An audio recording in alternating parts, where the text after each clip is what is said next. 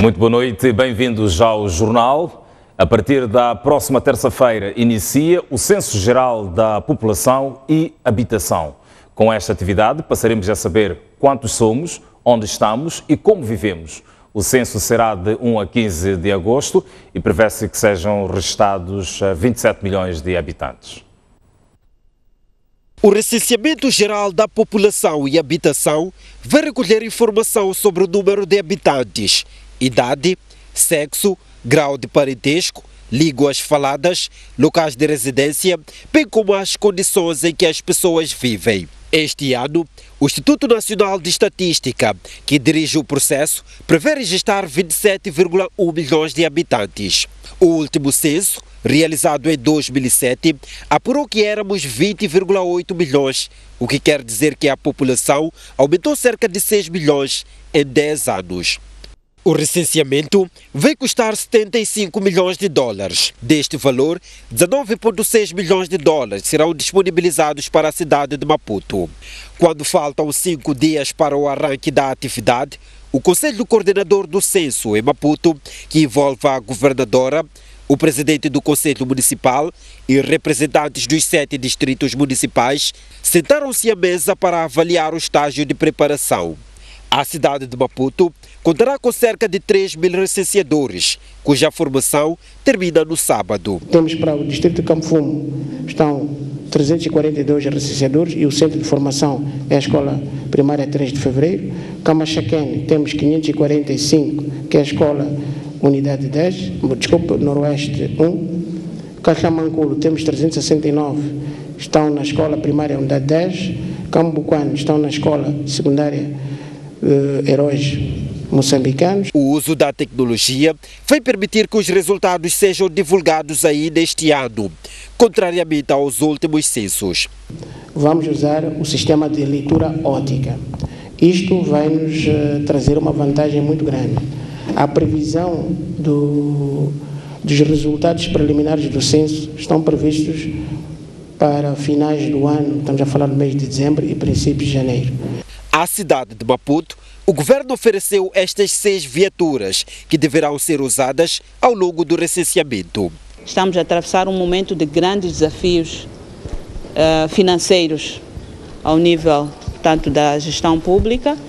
Então, os poucos meios que foram conseguidos para a cidade de Maputo devem ser usados com muita responsabilidade e estritamente para este processo do censo que nós vamos tanto levar a cabo ao nível da cidade de Maputo e que naturalmente também vão ocorrer ao nível de todo o país. É a 4ª vez que a população vai ser contabilizada, depois dos censos de 1980, 1997 e 2007. A importação de ovos da Europa para a produção de frangos encareceu o preço de pintos para os comerciantes informais. Um pinto que custava em média 37 meticais passou a ser comercializado a 57. Com a suspensão da importação de aves e seus derivados da África do Sul, República Democrática do Congo e Zimbábue, os fornecedores nacionais tiveram que recorrer ao mercado europeu para importar ovos para a produção de pintos. Esta medida acarreta mais custos e, como consequência, agrava o preço de pintos. A AIGEST, um dos principais produtores do mercado, confirma o aumento de preços e explica que a medida afeta diretamente o mercado informal. Que os pintos que começamos a produzir e a comercializar esta semana e nas próximas semanas terão um custo de produção superior, que nós estimamos que ande entre os 20 a 25 meticais. Há uma restrição, o número de pintos não é o habitual, tanto da parte da AIGEST como de outras empresas. Portanto, nem todos os avicultores terão os pintos que desejam. E os que conseguirem ter o pinto terão que ter um custo acrescido com o pinto, que em vez de ser os 35 meticais, custará 55 meticais. O diretor comercial da AIGEST fez saber que o aumento do preço do pinto vai se manter até meados de agosto. Deste período para frente, a empresa vai voltar a produzir pintos com ovos da África do Sul, o que vai normalizar os preços. E a importação de ovos para incubação voltou a ser normalizada, a importação a partir da vizinha África do Sul, o que significa que em meados de agosto a produção e a comercialização de pintos do dia também tenderá a estar normalizada. A AIGEST produzia mensalmente 700 a 800 mil pintos, recorrendo ao mercado sul-africano. Com a importação de ovos da Europa, a produção reduziu em cerca de 50%. No entanto, a empresa garante ter estoque suficiente para 1 mês e meio e diz que a medida não vai agravar o preço do frango congelado. Os comerciantes informais de galinhas dizem que se viram obrigados a subir os preços devido à decisão de suspensão de importação de aves e a crise económica. Estes queixam-se de estar a somar prejuízos, uma vez que o novo preço afastou clientes. Dona Júlia é vendedeira de galinha desde 1992 no mercado Fajardo e diz que já houve momentos em que o negócio era rentável. Hoje, devido a vários fatores, incluindo a suspensão na importação de aves, o preço da aquisição da galinha subiu em cerca de 50 meticais. Este aumento afugentou alguns clientes. Não dá dinheiro. O que é que falhou? Já acostumamos. Já acostumamos, já não temos outra coisa a fazer. À voz da Dona Júlia juntam-se outras companheiras da atividade comercial que dizem que a decisão de suspensão associada à crise afetou diretamente o negócio. Por quê? Na capoeira está caro. Vocês compram nas capoeiras nacionais? Sim. Esse nosso frango está caro, 220, 230. As pessoas preferem comprar congelado. Mas por que está caro? Não sabemos, nós estamos a aguevar num trio, só a aguevar. Então compram com criadores locais? Sim. E ainda tem que dar ração? Sim, compramos ração aqui, porque às vezes ficam 3 dias sem sair. Okay. No mercado de Malanga, a STV constatou que o sentimento é o mesmo. Quanto é que está a galinha agora? Agora está 230, 220, 240. Subiu o preço? Sim, subiu. Ok. A derivação está caro, o tempo está caro. Refira-se que a galinha que estava a ser vendida a 190 meticais subiu de preço em 50 meticais. Ministros dos Transportes e Comunicações da região da África Austral estão reunidos hoje na cidade da Beira na busca de estratégias para a criação de uma rede integrada de infraestruturas de transportes para melhor com vista a desenvolver a região. O objetivo desta reunião é criar conectividades e mobilidades entre os países em referência, sendo o enfoque a revitalização dos corredores de desenvolvimento de Maputo, Beira e Nampula. De acordo com o Ministro dos Transportes e Comunicações de Moçambique, Carlos Mesquita, procuram-se nesta reunião os caminhos que possam contribuir para o crescimento regional. Apostar no desenvolvimento e exploração racional das infraestruturas de qualidade de transporte e resilientes, tal como os nossos governos têm estado a promover, significa trabalhar na determinante do crescimento econômico, criação de emprego e desenvolvimento social dos povos da região, pois, com um transporte eficiente e seguro, tornamos os produtos e serviços mais competitivos, estimulando assim o crescimento do comércio transfronteiriço, ao mesmo tempo que aumentamos a conectividade que cria oportunidades econômicas, tornando o desenvolvimento mais inclusivo. O governo de Sofala espera que esta reunião traga soluções para minimizar as dificuldades das pessoas que residem ao longo do corredor. É nossa expectativa que esta reunião, que reúne várias partes interessadas no corredor de desenvolvimento da região, traga soluções e contributo que possam introduzir políticas responsáveis para a gestão correta destes empreendimentos. No final desta reunião, que deverá ocorrer ainda nesta quarta-feira, serão assinados memorandos de entendimento entre os vários ministros em torno da exploração dos corredores em alusão, com o objetivo de reduzir a dependência externa. O representante do Banco de Desenvolvimento da África Austral anunciou que já foram alocados mais de 3,5 mil milhões de dólares para a concretização das iniciativas. Specific amount that's been identified. As I said earlier, ainda não existe um valor específico alocado para tal, mas nós já temos uma quantidade de cerca de 3,5 mil milhões de dólares que já foram alocados para projetos desta natureza. Tivemos cerca de 1,5 que foram alocados para projetos na África do Sul e que incluíam a região do Corredor Norte-Sul. Infelizmente ainda não houve nenhuma alocação de fundos para o Corredor da Beira, mas nós esperamos poder trabalhar neste sentido. A Frelimo reúne-se a partir desta quinta-feira em sessão do Comitê Central para fechar os últimos aspectos do Congresso de setembro. O partido vai analisar no encontro de amanhã a proposta de revisão dos estatutos e o regimento do Congresso de setembro. A sexta sessão ordinária do Comitê Central da Frelimo vai durar 3 dias, devendo terminar no sábado. A ser dirigida pelo presidente do partido, Filipe Nunes, a reunião deverá avaliar a proposta de revisão dos estatutos do partido no poder, além de analisar o regimento que vai dirigir o 11º Congresso. Estes instrumentos foram também objeto de uma discussão muito ampla e pormenorizada ao nível da base, pois a direção do nosso partido decidiu que os mesmos deveriam ser socializados entre os membros do Comitê Central antes desta sessão e emergiram várias contribuições que concorrem para o enriquecimento desses instrumentos que terão a oportunidade de, uma vez aprovados, consubstanciarem numa primeira dimensão o próximo plano quinquenal da Frelimo, que vai ser sufragado no 11º Congresso. António Nequice não explica o que de concreto vai mudar nos estatutos da Frelimo,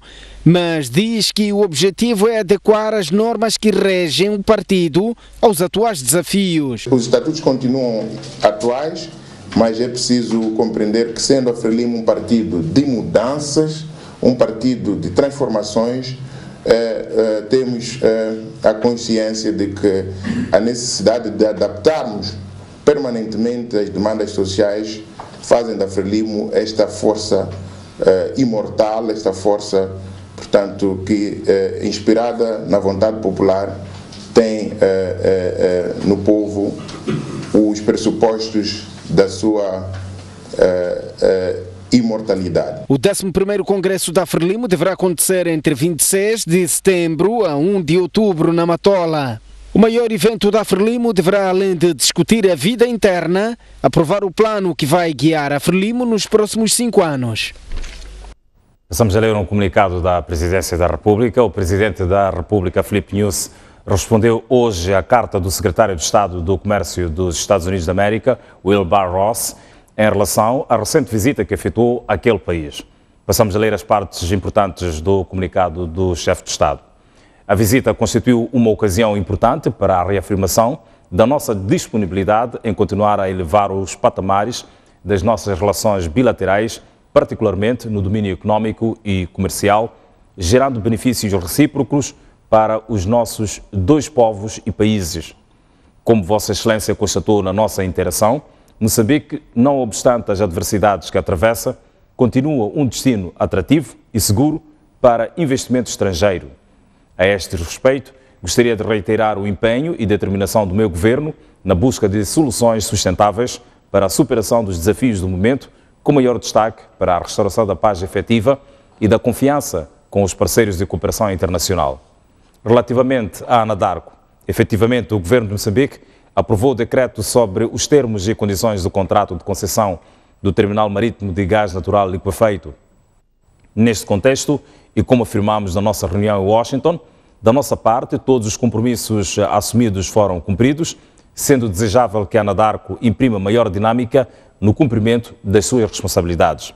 Gostaria de tomar esta ocasião para manifestar a disponibilidade do meu governo em trabalhar com o Departamento do Comércio dos Estados Unidos da América, com vista à organização, oportunamente, do evento sobre a decisão final do investimento do projeto do gás natural liquefeito da Anadarko na bacia do Rovuma. Estivemos a ler, portanto, a carta ou a resposta do Presidente da República a carta do secretário de Estado do Comércio dos Estados Unidos da América. Damos seguimento às notícias no Jornal da Noite e agora olhamos para as políticas agrícolas. Na visão da FAO, há desalinhamento entre as políticas agrícolas e comerciais em Moçambique. Segundo a FAO, a situação justifica as dificuldades que o país enfrenta na melhoria da produtividade e da segurança alimentar. A conclusão é de um estudo produzido pelas Nações Unidas em parceria com o governo moçambicano. O estudo, encabeçado pelas Nações Unidas, tomou como base o Plano Estratégico para o Desenvolvimento do Setor Agrário, PEDSA, o Plano Nacional de Investimento no Setor Agrícola, PNISA, entre outros instrumentos de política. Apresentado esta quarta-feira em Maputo, o documento aponta várias disparidades nas políticas de desenvolvimento da cadeia de produção agrícola. O estudo conclui que não há articulação entre os fazedores de política da agricultura e os fazedores de políticas do comércio.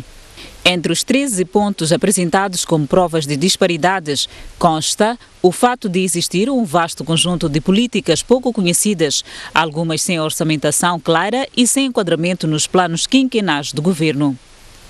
O resultado disso são as fragilidades que se assistem na produção e comercialização de alimentos. Os resultados desses esforços, por vezes, ficam aquém daquilo que é desejado, porque as iniciativas para promover a produtividade agrária, para melhorar as cadeias de valor, para gerar emprego e promover segurança alimentar, são frequentemente constrangidas pelo mercado e pelas barreiras relacionadas com o comércio. Apesar do comércio ser encarado como um fator catalisador do crescimento e transformação em Moçambique, é necessário o desenvolvimento e a implementação de políticas e estratégias coerentes e apropriadas para lograr atingir a plenitude dos benefícios do comércio. Mesmo reconhecendo haver desafios na combinação de políticas, a vice-ministra da Agricultura e Segurança Alimentar, Luísa Meca, destacou os avanços que se têm alcançado graças aos instrumentos aplicados pelo Executivo no setor. Apesar dos avanços significativos, temos ainda na redução das atuais índices de desnutrição crônica e, por isso, continuamos a promover hábitos de alimentação saudáveis no meio da nossa população, de modo que a população consuma de forma adequada os alimentos que produzem. Além da FAO, a produção da pesquisa teve a participação do Ministério da Agricultura e Segurança Alimentar, Ministério da Indústria e Comércio e do Quadro Integrado Reforçado. O workshop desta quarta-feira junta quadros do setor para conferir maior coordenação às diferentes políticas e atores da agricultura e comércio. O presidente do Tribunal Administrativo não comenta o problema da corrupção generalizada nas instituições públicas. Segundo o Centro de Integridade Pública, o Estado perdeu cerca de 5 bilhões de dólares de 2004 a 2014 devido à corrupção. O Tribunal Administrativo está reunido em Maputo para, durante 3 dias, analisar o desempenho da instituição em 2016 e discutir o plano econômico e social para o próximo ano. De acordo com as atribuições legais, compete ao Tribunal Administrativo a fiscalização da legalidade das despesas públicas. Numa altura em que a corrupção generalizada está a lesar o Estado, quisemos saber do presidente deste tribunal quais são as fragilidades existentes e que soluções. Entretanto,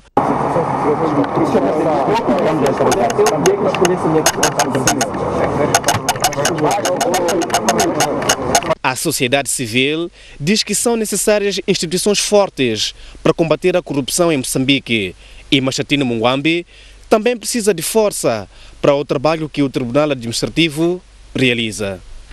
É um trabalho que exige de todos nós muito empenho, é um trabalho que, pela sua natureza, tem que ser colegial, por isso que estamos no Conselho, e buscamos também, nestes momentos, força para aproximarmos a nossa prática que realizamos de forma dispersa. O governo chinês doou hoje 100 computadores à Assembleia da República, que custaram 8 milhões de meticais. O compromisso foi firmado pela Presidente da Assembleia da República, Verônica Macamo, e o Embaixador da República Popular da China, Sun Jian. Este é o material informático que simboliza a oferta de 100 computadores ao Parlamento pelo governo chinês, dos quais 50 portáteis e 50 de mesa. O protocolo assinado entre o Conselheiro Económico da Embaixada da China e o Coordenador da Administração de Finanças da Assembleia da República de Moçambique foi testemunhado pela Presidente da Assembleia da República, Verônica Macamo, e o Embaixador da China em Moçambique, Sun Jian. A visita ao nosso país da delegação moçambicana, composta pelos deputados dos 3 partidos da Assembleia, mostrou a abertura e inclusividade do intercâmbio e cooperação entre as assembleias dos nossos 2 países. Durante a visita, Sua Excelência, Senhor Presidente da Assembleia da República de Moçambique, abordou as missões e alguns desafios que a Assembleia da República de Moçambique enfrenta. A Sua Excelência, Sr. Zhang Dejiang, Presidente da Assembleia Popular Nacional da China, comprometeu-se a oferecer alguns equipamentos informáticos no valor de 1 milhão de yuans, moeda chinesa, à Assembleia da República de Moçambique, para facilitar o seu trabalho. Como sabem, as 2 instituições legislativas estabeleceram, respectivamente, as ligas de amizade dos deputados. Pois bem, fazemos agora uma breve pausa no Jornal da Noite, onde é de acompanhar no próximo bloco. Moradores de alguns bairros da cidade de Maputo queixam-se do recrudescimento da criminalidade, onde crimes violentos, acima de tudo, vão tomando conta da situação. É uma notícia para acompanhar a seguir um breve intervalo, mas voltamos já a seguir. Eu espero por si. Até já.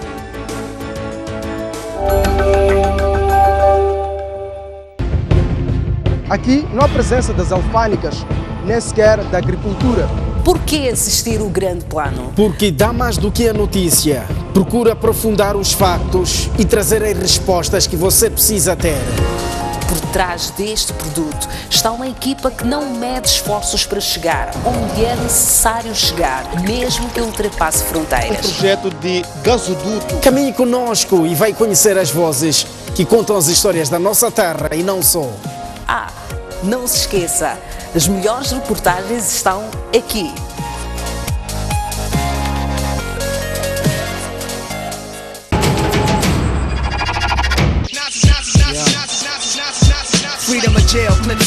Chegou a hora de decidir o campeão nacional. A STV transmite em exclusivo e em direto a espetacular final do Campeonato Nacional de Basquetebol Mozal 2017. De 26 de julho a 1 de agosto, em série a melhor de 5 jogos, o campeonato em título Ferroviário de Maputo e o vice-campeão Ferroviário da Beira reeditam no Chivev a final de 2016. O melhor do basquetebol a não perder aqui na sua televisão.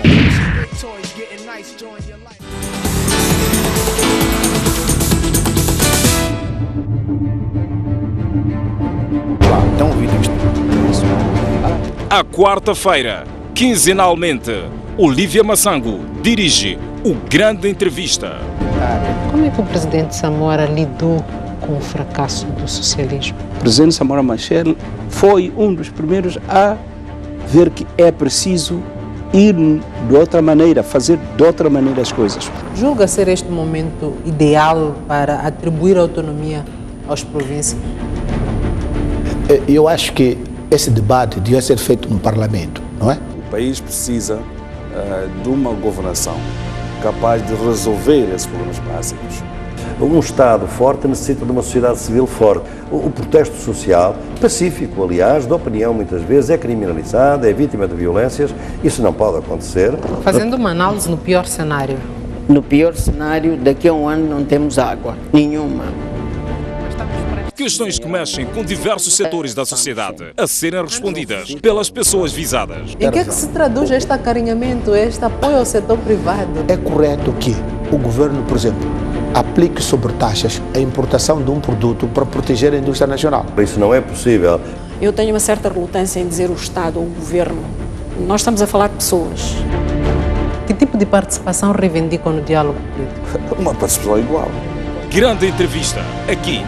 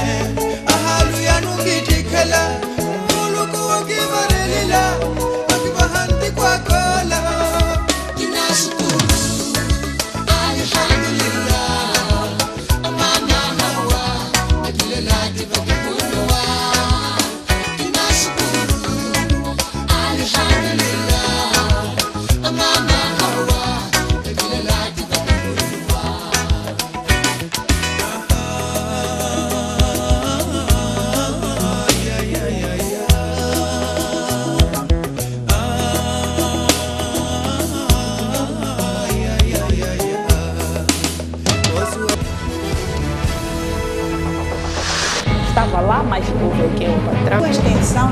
Quinta-feira, às 23 horas, Boaventura Mucipo. Da atualidade nacional e internacional. Junta-se a grandes mulheres da sociedade para colher a visão, a voz e a análise. O que isto significa? Agora, o que se passa? Qual é a racionalidade por detrás? Sobre a perspectiva feminina de vários assuntos na ordem do dia. Todos nós sabemos que está aí um inquérito independente que está a correr. Na própria Assembleia da República eu tenho certeza absoluta que há muitos funcionários, muitos dos quais só vão sentar-se. É impossível trabalhar daquela maneira como estamos aí. Eu nunca vi em nenhum parlamento. Este político, mas sabem que Moçambique é um país viável. Nós temos que ser honestos. Um parceiro como Moçambique fora da alçada do FMI não é tão bom. Aonde é que vamos então a partir daí? Quer dizer, eu acho que é uma coisa muito esquisita, porque num país de direito não se faz isso. Opinião no feminino, aqui na STV Notícias.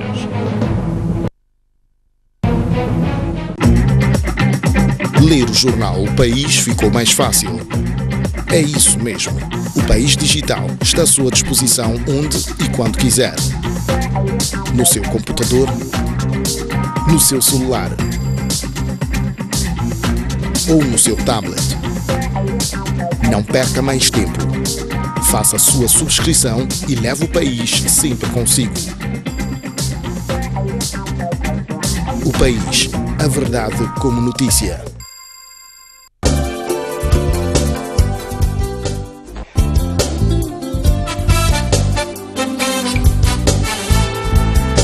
A Praia da Rocha localiza-se na cidade de Inhambane. Possui uma área de cerca de 26 hectares, com características invejáveis pela sua composição de recifes de corais, águas cristalinas, a fauna subaquática e é conhecida pela sua população de raias.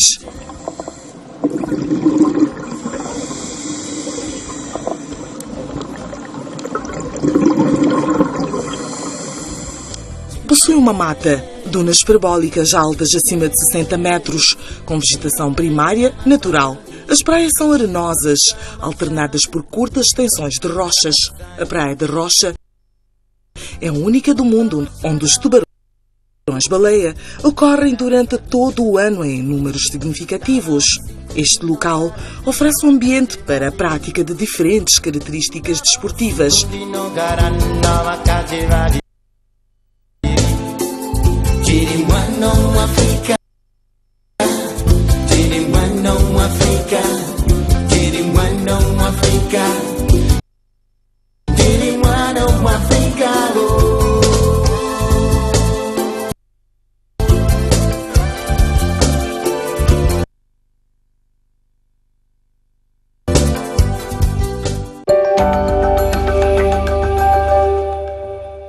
Retomamos as notícias no Jornal da Noite e olhamos agora para a criminalidade na cidade de Maputo.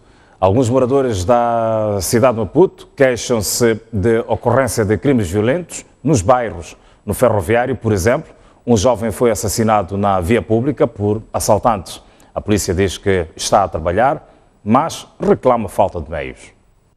Estamos a passar mal. O verdadeiro assassino saiu. Onde que nós vamos? As calhas xingana xolo mingeles. E chago dlaeli wa vana vai, né? Só lengana vanu. Mintia kutala yo tshama. Aya na vanu. Aí na vavanuna, aí na vatsongwana vo dlaeliwa.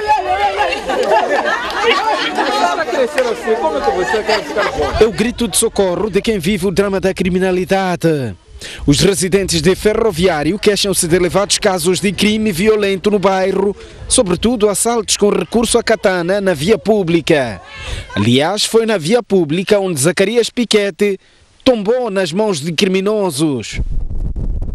O jovem de 23 anos vinha do serviço quando, na noite do dia 7 de julho, foi interpelado por assaltantes numa das ruas do bairro Ferroviário. Com recurso a katanas, o grupo acabou com a vida do jovem e apoderou-se dos seus bens. Ficamos uma hora de tempo com polícias ali, a me perguntando, disse o nome dele completo. Depois os polícias me liberaram, mas vai lá para casa. Quando eu saía já para casa, daí que eu encontrei os documentos. Os documentos, quando eu encontrei, a cara de BI já tinha raspado. Só tinha arrastado o nome. Sim, é esse mesmo nome, é ele. O meu futuro estava com ele. É o único filho que tinha ficado. E depois mataram. E nem para dizer eu queria isso, queria aquilo. Na mesma noite houve mais vítimas no bairro. É o caso de Antônio Zeca, que sofreu um golpe de katana na cabeça após se recusar a entregar a pasta que trazia. Quando chegou aqui, eu não estava. Apanhei sangue aí na bacia. Lhe procurei, foi em casa de amigo dele a pedir socorro. Depois o amigo dele levou até no esquadra. No esquadra lhe deu papel só. Depois voltei para cá. Eu fui pedir socorro lá na igreja. Ele levou, foi no hospital. A brutalidade com que estes crimes são cometidos deve-se a diversos fatores. A causa principal da brutalidade, da agressão, tem a ver com a ostentação de poder. O criminoso, muito mais do que querer o bem, quer mostrar que ele pode e tem meios para obrigar você a fazer o que ele quer. E a violência é um sinal de que você está numa situação de incapacidade. Os crimes agora saíram um pouco mais dentro de casa e passaram para as ruas.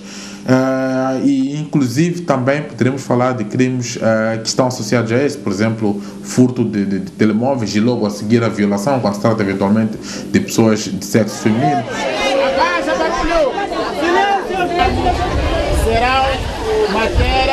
O aumento de crimes violentos no Ferroviário levou as autoridades policiais a reunir com os moradores do bairro.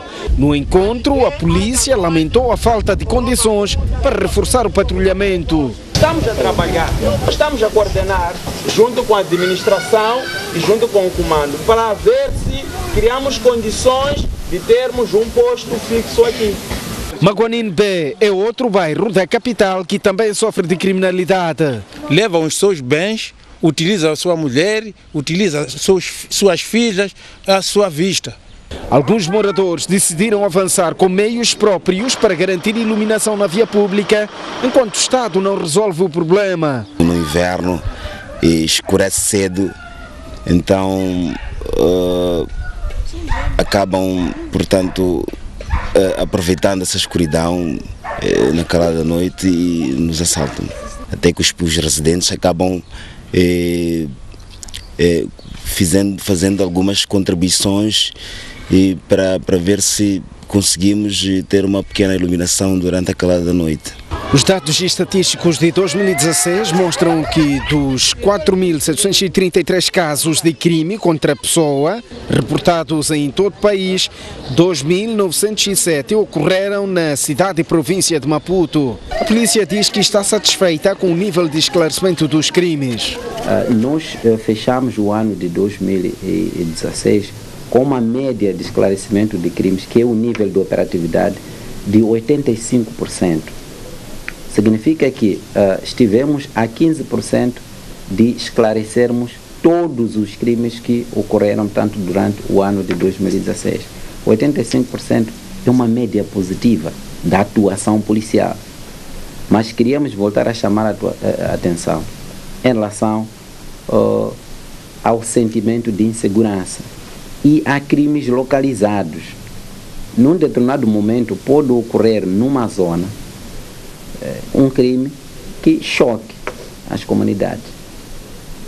E aí estamos na dimensão do sentimento de insegurança, mas não pode ser transfigurado aquele sentimento de insegurança daquele determinado bairro a toda uma dimensão do Estado a nível nacional.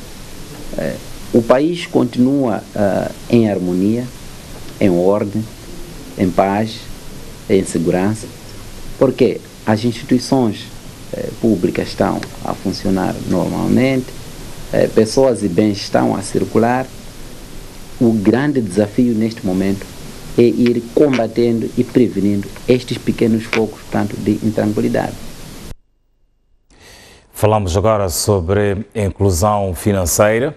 Agentes económicos irão representar o Banco ABC nas zonas recônditas do país. Com este serviço, o banco pretende levar a banca às populações, aumentando assim a inclusão financeira. Segundo o Banco de Moçambique, até 2014, 24% da população é que tinha acesso aos serviços financeiros físicos ou eletrônicos. Espera-se que até 2018, 40% da população tenha acesso a esses serviços. Desta perspectiva, o Banco ABC assinou um acordo com a FSD Moçambique para a expansão dos serviços bancários às zonas recônditas. Com este acordo, os agentes comerciais irão representar o banco, fazendo depósitos e levantamentos, como acontece em uma agência. Os clientes, os potenciais usuários do sistema do agente bancário farão levantamentos por via desse agente, que é um comerciante de renome da zona, depósitos, consulta dos extratos, recarregamento dos cartões de débito. O serviço, numa primeira fase, será implementado nas províncias de Maputo, Tete e Niassa. Este serviço é visto pelo Banco ABC Moçambique como uma forma de educar financeiramente as pessoas e atraí-las para os sistemas financeiros formais. Não basta a informação, é preciso que o conhecimento resulte dessa passagem de informação e este conhecimento também tem que incluir como é que essa população nossa moçambicana vê vantagens em participarem no sistema financeiro. E este primeiro chamaria pilar, uma série de outros pilares que nós vamos estabelecer, criar aqui, estamos a criar nesta instituição financeira, Nato Asmara. A FSD Moçambique acredita que com esta parceria, as pessoas com baixos rendimentos serão incluídas no sistema financeiro. Porque estamos interessados que as pessoas pobres tenham acesso aos serviços financeiros. Acreditamos que esta seja parte da solução para a geração de mais atividades económicas que contribuam para o desenvolvimento do país. O Banco ABC Moçambique faz parte do grupo Atlas Mara e está presente nas cidades de Maputo, Beira, Nampula, Nacala, Tete e Chimoio. E nas notícias do estrangeiro, a Amnistia Internacional divulgou um relatório que denuncia crimes sexuais premeditados cometidos em grande escala e a impunidade dos defensores, ou melhor, dos ofensores no Sudão do Sul.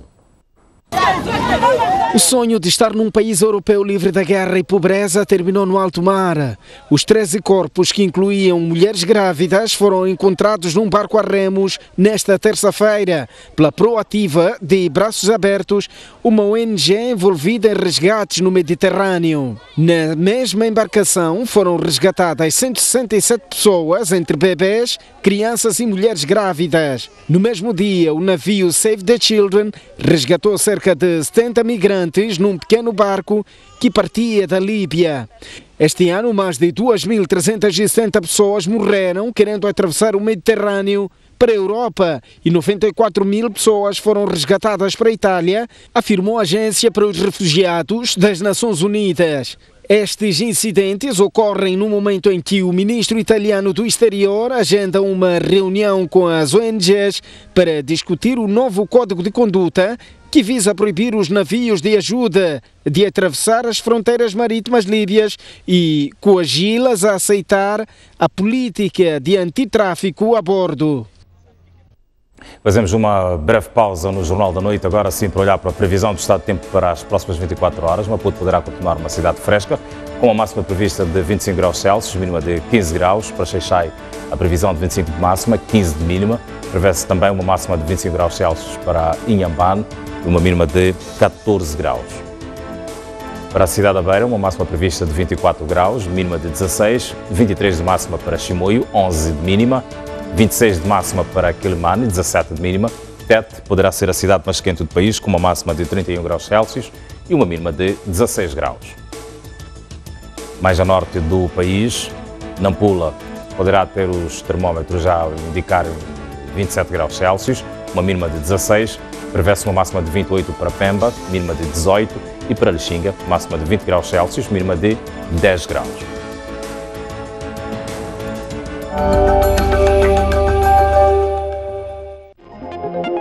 Já pode ler o jornal do País quando quiser e onde estiver.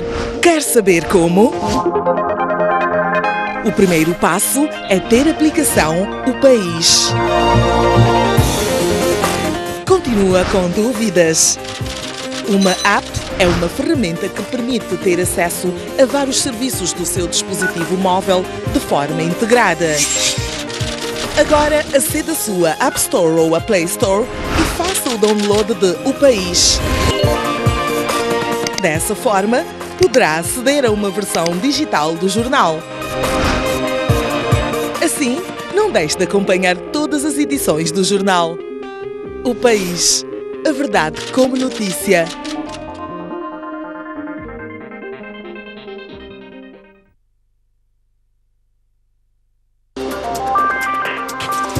Sejam bem-vindos ao Pontos de Vista.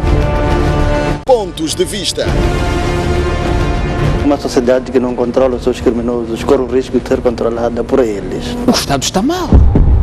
Não perca a análise semanal dos principais acontecimentos com Tomás Vieira Mário e Ericino de Salema. Não pode haver desenvolvimento rural neste país sem se tocar na questão da agricultura. Muitos projetos falham porque vêm de cima para baixo e os beneficiários não sentem que têm propriedade, têm autonomia e podem decidir de melhor maneira como implementar os projetos. 50 jogos no marca de um golo. Obviamente que esse ponta de lança não está a fazer o seu trabalho. Então, Zé Pacheco vem dos tempos de Anquim Sam, de Busa e continua lá. É um ponta de lança que não marca golos, logo está mais. Pontos de Vista, aqui na STV.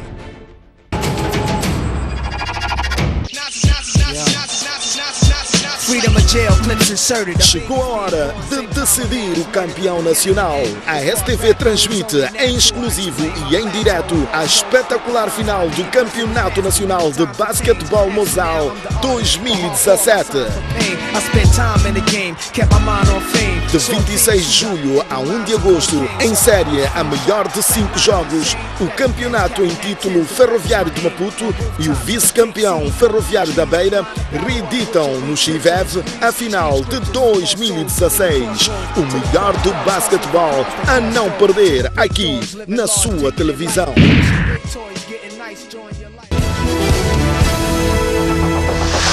Estava lá, mas que eu extensão.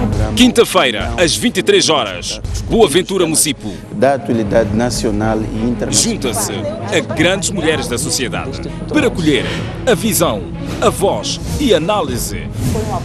O que isto significa?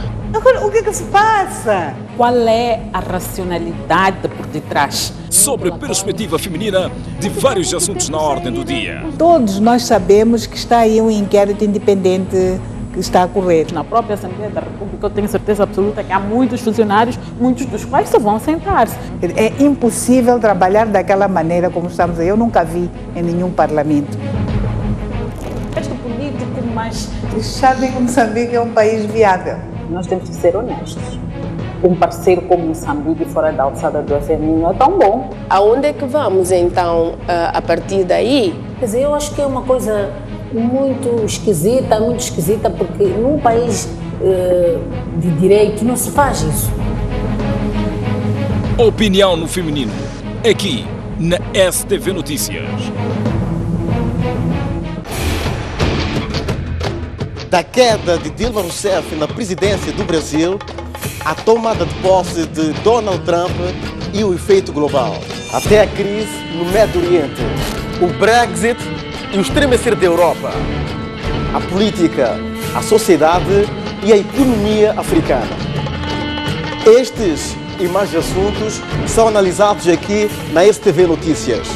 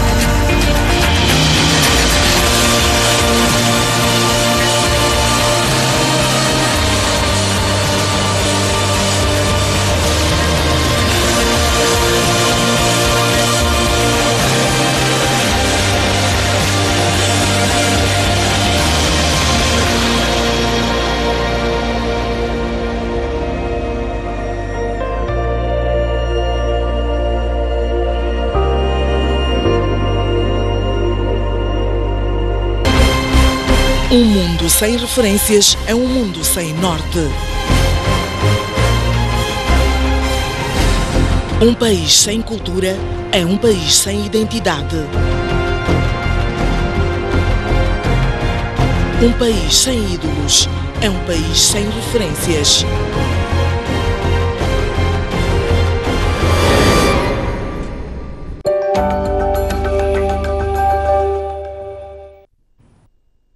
Seguimos olhando as notícias no Jornal da Noite e agora sim olhar sobre o desporto.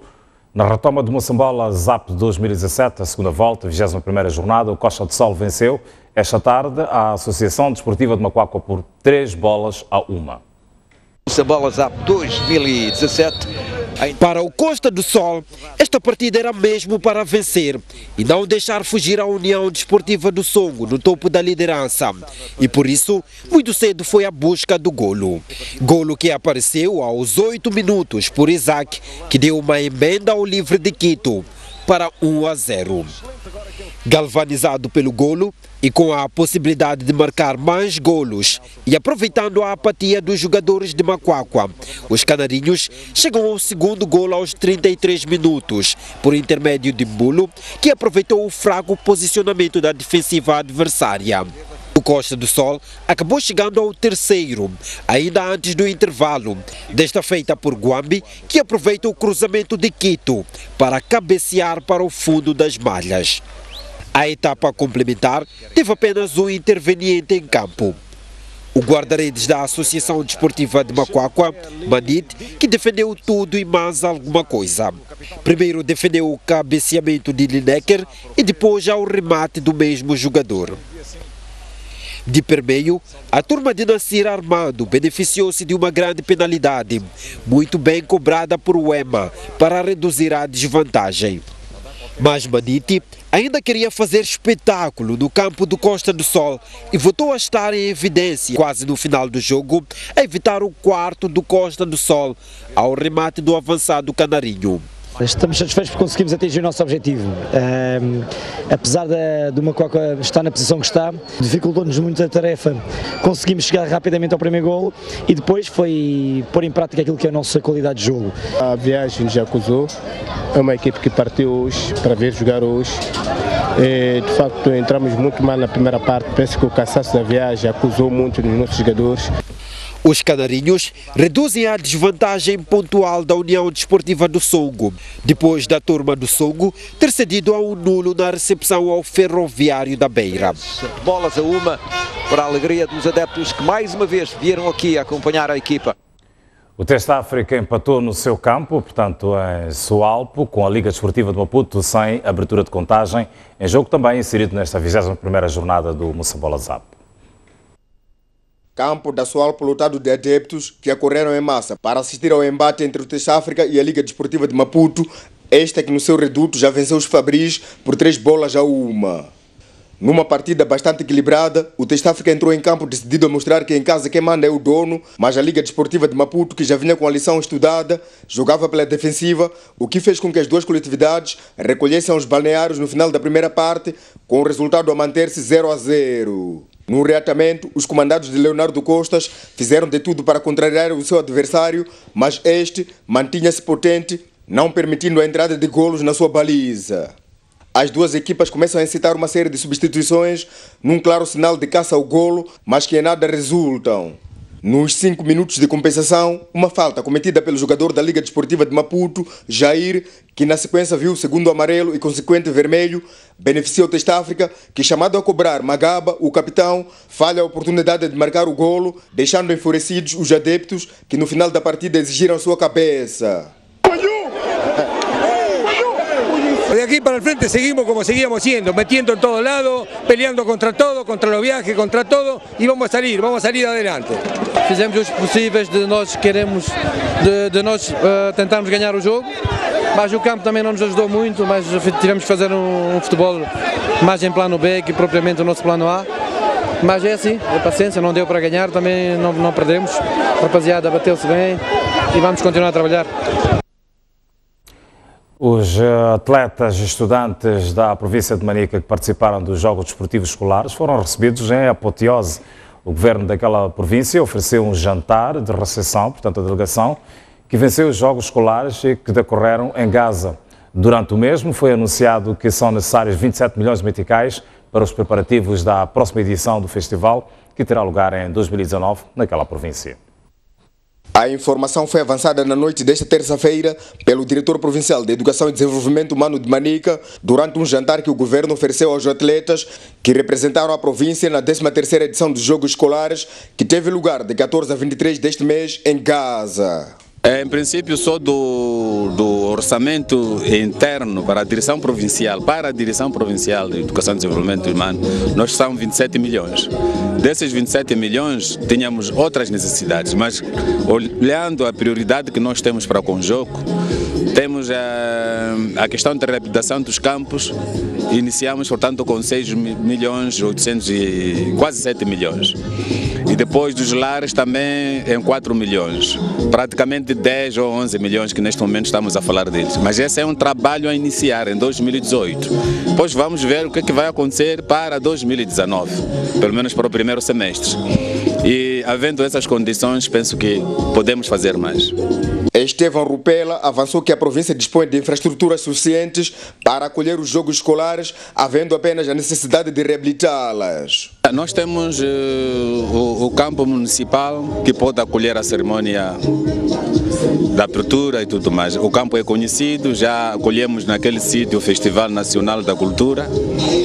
Temos os campos que existem, por exemplo, no distrito de Condola, tem infraestruturas boas, temos em Manica também infraestruturas boas.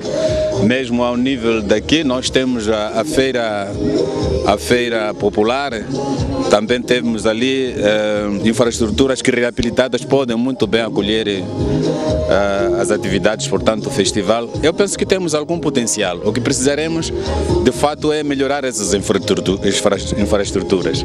Na ocasião, o governador de Manica enalteceu o esforço dos atletas que fizeram com que a província se sagrasse vencedora absoluta dos Jogos Escolares na edição deste ano. E na edição 2015, Manica foi vencedor absoluto da 12ª edição. Desta efeméride, e nesta edição voltaram a revalidar o título que vos confere o bicampeão tanto deste evento. Fato que tanto nos orgulha, pois souberam erguer bem alto o nome da província de Manica ao nível nacional e além fronteiras. Refira-se que Manica tornou-se bicampeã dos Jogos Escolares nas edições de 2015 em Cabo Delgado e deste ano na província de Gaza. E é desta forma, com muitos troféus, muitas taças, que colocamos ponto final às notícias. Está pautada a informação. Despedimos-nos, marcamos desde já novo encontro de manhã, pontualmente às 19h55, mas já sabe que as notícias estão em permanência no canal STV Notícias. Muito boa noite e até lá.